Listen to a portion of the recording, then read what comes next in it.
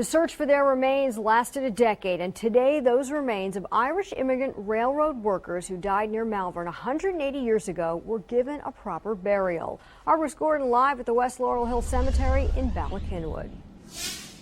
Yeah, Laura, and they were not rich, they were not famous, these 57 newly arrived immigrant laborers, but they certainly deserved a better fate than to be dumped into a mass grave near the railroad tracks where they toiled ever so briefly back in the summer of 1832 at a place that came to be known as Duffy's Cut.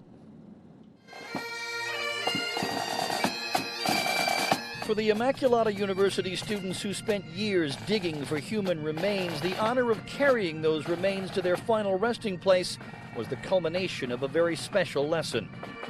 I never knew about Irish immigrants, the struggle they went through when they first came over to America. They were treated terribly. Everyone deserves to be remembered, and after 180 years, these men and one woman are getting the burial that they deserved all those years ago. Researchers now believe some of these laborers died of cholera in that summer of 1832. Others were murdered, victims of ethnic and religious bigotry that has marked so much of this country's history. The Duffy's Cut story is a touching reminder of the hardships and the dangers that immigrants face. A string of mourners paid their respects at a pre-service viewing. The local Irish-American community has taken this story to its heart. Bill Dolan made the tiny pine caskets by hand. Being 100% Irish myself, I felt a very strong relationship with these people, so I thought that was my way of contributing. As the caskets were lowered by hand into the ground, the leader of this college project reflected on the immigrants who lay forgotten for so long, only now to be given the respect they deserved.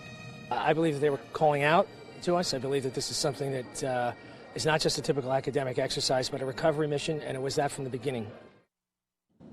5 sets of remains were buried here today. 1 set will go back to Ireland. The rest are inaccessible, believed trapped beneath a railroad track bed.